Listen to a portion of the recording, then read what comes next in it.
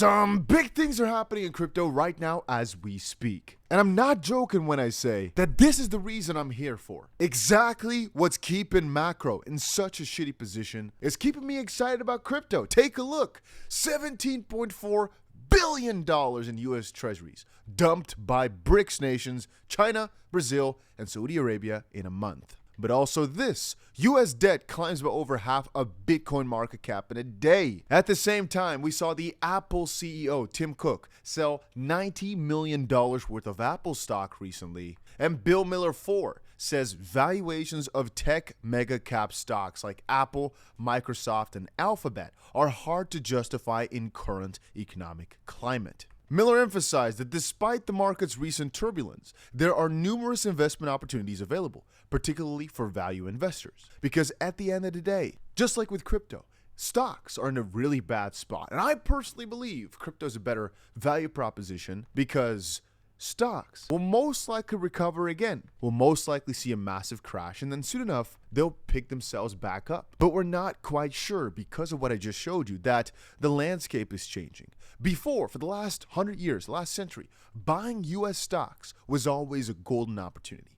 You know it, your grandparents know it, perhaps even your grandparents' parents know it, because it's been the way for over 100 years. But it's changing, guys. It really is changing. And so finding yourself a value stock here, perhaps something that's a little bit more resistant towards the harsh landscape, perhaps just a completely different industry, like for example, Telegram. In theory, that type of stuff will stick around for a good while. And companies that are trading at 20 to 40 times their earnings, yeah.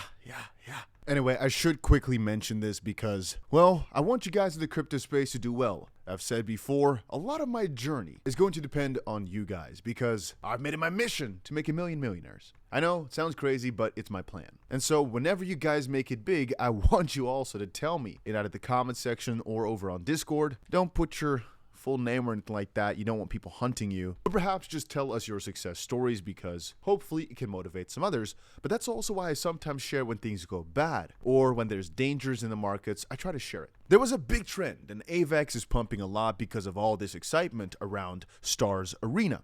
It's basically the social-fi, the friend tech, whatever you want to call it, from AVAX. But the last couple of hours, there's been massive amounts of panic because it's either been rugged or hacked or exploited. And they just said there's been a major security breach, be careful, don't deposit, which is kind of ironical because it's just after they started flexing how much money was in there. And it came quickly after another exploit. But at the same time, two other things are very interesting. First of all, Instagram is apparently banning a lot of Bitcoin-related accounts. A lot of people have been complaining over on Twitter that their accounts got restricted in some way, shape, or form, or fully suspended. Of course, Instagram is saying, hey, we're just combating misinformation, we're protecting our users, but a lot of people who are posting valuable information are getting shut down. And even over on Twitter, I was one of the first to note upon the idea, or I guess the concept, that DAI had been taken off of X. Why? Well, for the most part, it just seems that a lot of these crypto voices are not really being respected. Or rather, they're being taken down because they're too scary. It's very, very hard to say what exactly prompts these companies to take down crypto voices, but they're doing it at a rapid pace. And as you guys might know, I've been taken off of YouTube twice. Full channel deletion twice without ever doing anything wrong. It's because they have some policy against crypto, and I mean, it makes sense if you think about it. A bank is against crypto because it takes their money away, takes their bread away from them literally. YouTube would be against people talking about these alternative systems because, again, a fully centralized entity does not like decentralization. You lose control, you lose power, you lose influence, you lose everything. Then again, like I was saying at the start of the video, we are noticing the necessity of these currencies, of cryptocurrencies, of decentralization, of a paradigm shift. As I said, guys, the US debt climbing by over half of Bitcoin's market cap in a day. $275 billion. Can you understand that? Can you comprehend that? And I think for that reason, there's also guys like Joe Rogan kind of getting orange-pilled here, which means they're getting more and more open towards crypto or Bitcoin specifically. Take a look at this. I mean, the real fascinating crypto is Bitcoin. To me, I mean, that's the one that I think has the most likely possibility of becoming a universal viable currency. And it's it's limited in the amount that there can be. It's, people mine it with their own computer. It's like, that to me is very fascinating. And I love the fact that it's been implemented.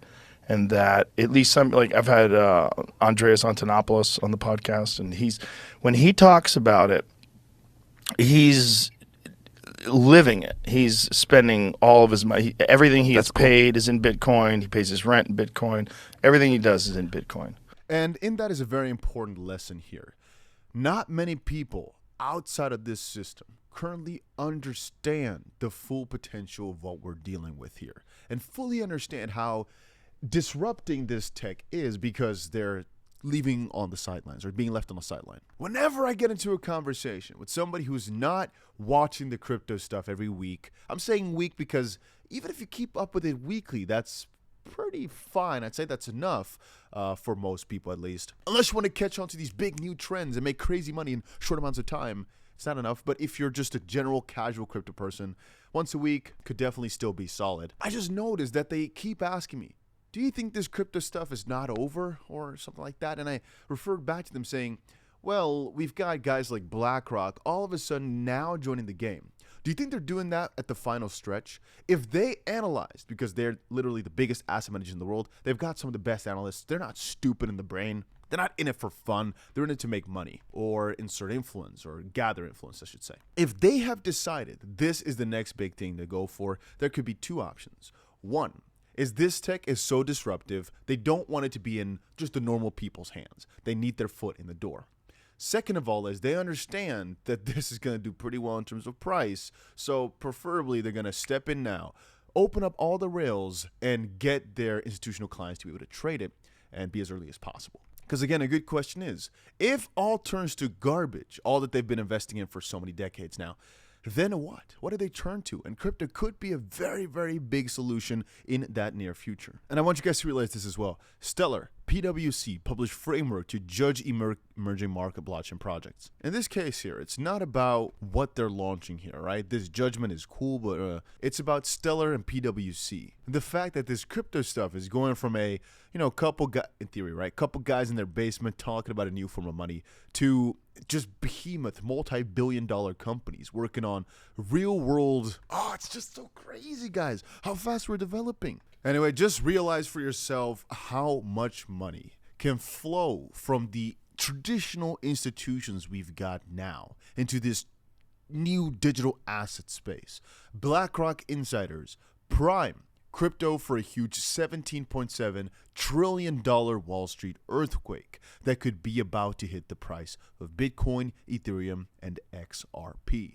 Bitcoin and Ethereum already got their ETF applications in. Ethereum futures ETFs already trading. Spot for Bitcoin is not yet. XRP has not gotten any. But if you think about it, it's got proper legal, or I should say regulatory clarity. So it should be up and coming soon enough. I'm telling you guys, right now the price of these cryptocurrencies is not this low by accident. It's not a coincidence that some of the biggest asset managers in the world are trying to set their foot in the door right now, and the price is not moving up. Think about it, guys. Had we heard this news just a couple of years ago, the crypto market would most likely have tripled overnight. And all of a sudden, the biggest asset managers in the world are very excited about this tech. We're seeing some of the craziest partnerships, yada, yada, yada.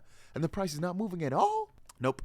I don't believe it for a second. I still believe these guys are deliberately keeping prices down because they've got some master plan. Perhaps because they know the massive stock crash, or at least paradigm shift, is coming up. So they need to set some things in stone, need to get all their licenses and everything before crypto takes off, because they might know the moment the crypto takes off this time, which is within basically the next year and a half, it's going to also be fueled by all this money that we're just referring to right here. And the gains are going to be so insane, they need to set their foot in the door right now, or they're going to miss out on tons of influence and money. And so they're making sure the roads are paved. They're making sure that everything is built. And one of those catalysts could be the moment that the Bitcoin spot ETFs get approved, or perhaps it's going to take a little bit more time before crazy gains come, more in accordance with the halving cycle. Perhaps both of these two things will come together, creating some sort of massive supernova type of pump. But as I said before, we don't really have that much time anymore to prepare, which is just why I'm buying my bags full of crypto right now as we speak. I'm not a financial advisor, so I can't advise you to do the same. But I will tell you, if you've got zero exposure to crypto,